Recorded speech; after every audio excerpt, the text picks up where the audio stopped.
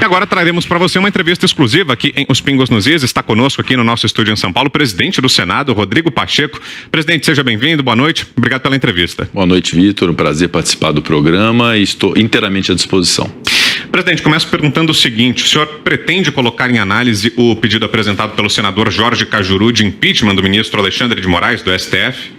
Veja, há pedidos de impeachment em relação a ministros do Supremo. Houve o anúncio de que haveria também esse pedido de impeachment em relação ao ministro Alexandre de Moraes.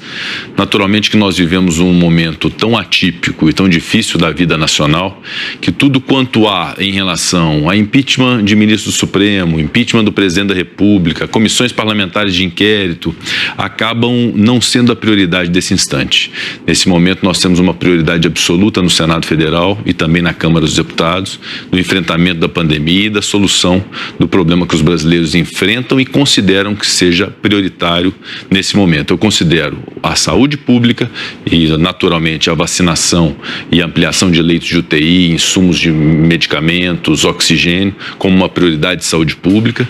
O desenvolvimento social com a instituição do auxílio emergencial, que veio nesta última semana através de uma medida provisória que instituiu o auxílio emergencial às pessoas no Brasil, e o crescimento econômico através das reformas estruturantes que nós temos para fazer, como essa dita pelo deputado Carlos Sampaio, que é a reforma tributária e também a reforma administrativa. Essas são as prioridades. As demais demandas, obviamente, merecem respeito e serão tratadas pela presidência do Senado no momento oportuno, à luz do regimento da Casa.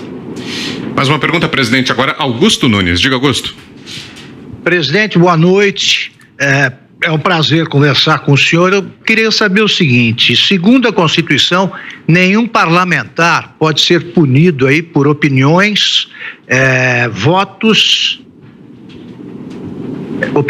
e palavras. O deputado Daniel Silveira, ele foi preso pelo Supremo, a prisão foi referendada pelo Congresso, porque ele emitiu opiniões. O senhor não acha que foi uma invasão do Supremo Tribunal Federal nas atribuições do Congresso? O Congresso, sim, pode punir um dos seus integrantes. Augusto, essa é uma questão travada na Câmara dos Deputados. Na verdade, foi uma providência da Câmara mantê-lo preso e não do Congresso Nacional, uma questão judicial que toca ao Supremo Tribunal Federal, de modo que eu, como presidente do Senado, sem conhecer todos os elementos do inquérito policial no qual houve a prisão e sem conhecer os elementos que hoje, a essa altura, estão no Conselho de Ética da Câmara, não posso afirmar com toda segurança em relação às questões jurídicas atinentes a esse caso. O que observei, e aí digo como espectador desse acontecimento, é que a imunidade material, que é uma garantia, não é só do parlamentar, é uma garantia da cidadania, de se conferir ao parlamentar a independência em relação às suas palavras, opiniões e votos, ela não é absoluta. Esse é já um entendimento consagrado de que qualquer ato que extrapole esse limite da imunidade material parlamentar pode configurar um ilícito capaz de gerar um procedimento no Conselho de Ética, eventualmente um ilícito penal de crime contra a honra, por exemplo. O fato